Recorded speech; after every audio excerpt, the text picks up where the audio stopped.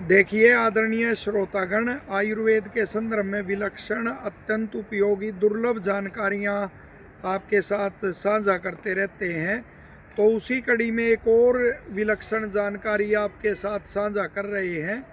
जो आयुर्वेद है वह वेद का उपवेद है और धर्म के प्रति बड़ा आग्रहशील है। बिल्कुल आयुर्वेद के ऋषि स्पष्ट कहते हैं, चरक ऋषि कहते हैं कि जो सत्य युग होता है तो उसमें व्यक्ति धर्म का और यज्ञ का अनुष्ठान करने वाले होते हैं और इसी कारण से वो शरीर से बड़े सुदृढ़ और निरोगी रहते हैं और उस समय सुख होता है। तो व्यक्ति अपने धर्म से ही सत्य युग का वो निर्माण करता है, सत्य युग उस समय चलता है।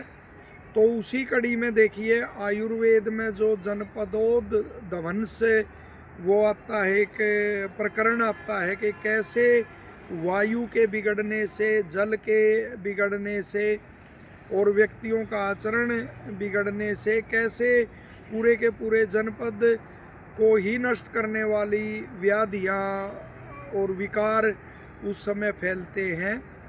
तो वो ऋषि वहाँ स्पष्ट करते हैं कि पूरे जनपद को नष्ट करने वाले जो रोग हैं तो उनका मूल जो है अधर्म है, चरक ऋषि कहते हैं। और साथ ही जो अधर्म है उसका मूल प्रज्ञापराध है, यानी बुद्धि जो सत्य सत्य का विवेक बुद्धि में जब नहीं रहता तो प्रज्ञापराध लोग करते हैं।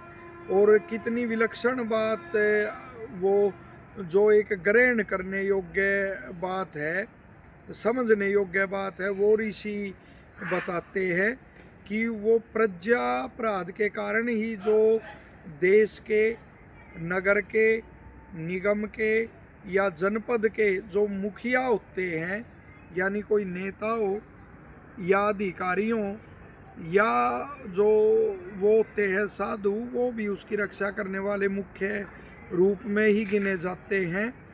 तो इनमें प्रज्ञापराध छा जाता है और ये प्रजा के प्रति अधर्म का आचरण करते हैं।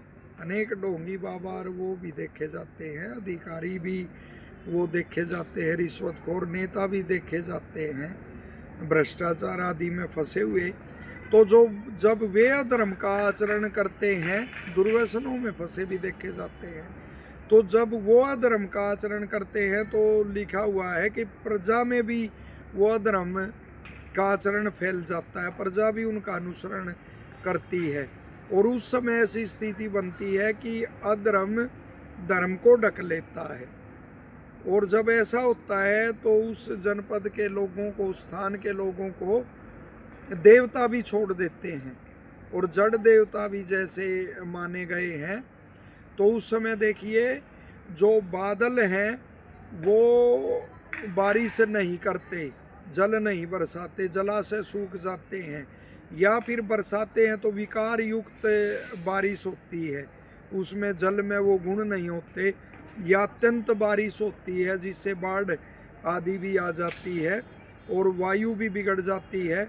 और साथ ही स्पष्ट आया है कि औषधियाँ भी अपने गुण छोड़ देती हैं और उस समय जो है ऐसा कोई रोग और वो फैलते हैं महामारियों के रूप में कि वो पूरे जनपद का ही विनाश फिर होता है।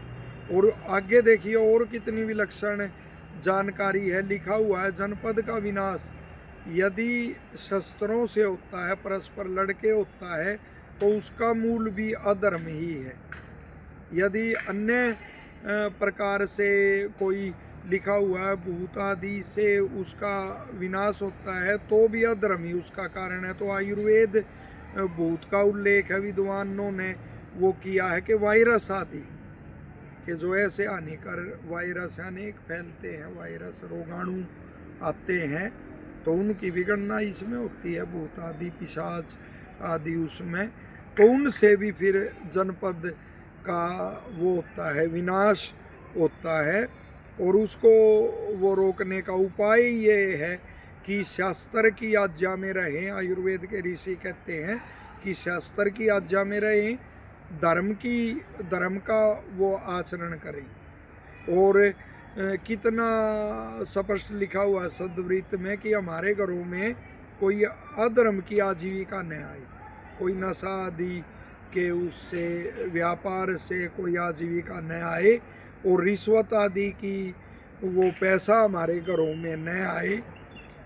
तो जब ऐसा आचरण धर्म का लोग करते हैं तो जनपद ऐसी महामारियों से बचता है, आगंतुक जो रोग होते हैं उनसे बचता है।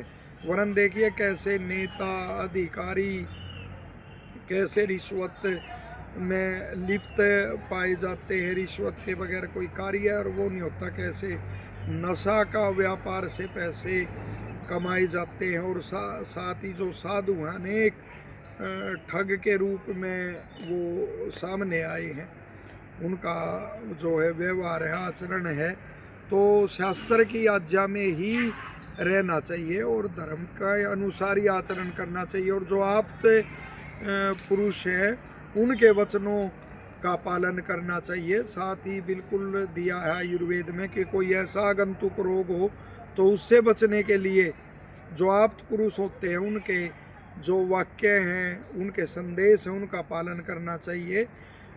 जिनके ज्ञान में कोई संशय नहीं है, जिन्होंने अपनी तपस्या से अपने रजोगुण को तमोगुण को दबा दिया है, वही आप लोग होते हैं। तो इस प्रकार से इस तथ्य को समझकर हम जनपद को, देश को, उनको, नगर को, निगम को उससे दुखों से हम बचा सकते हैं। तो ऐसा आयुर्वेद के ऋषियों ने हमें उपकार हमारे ऊपर किया है और इन तथ्यों को समझना चाहिए।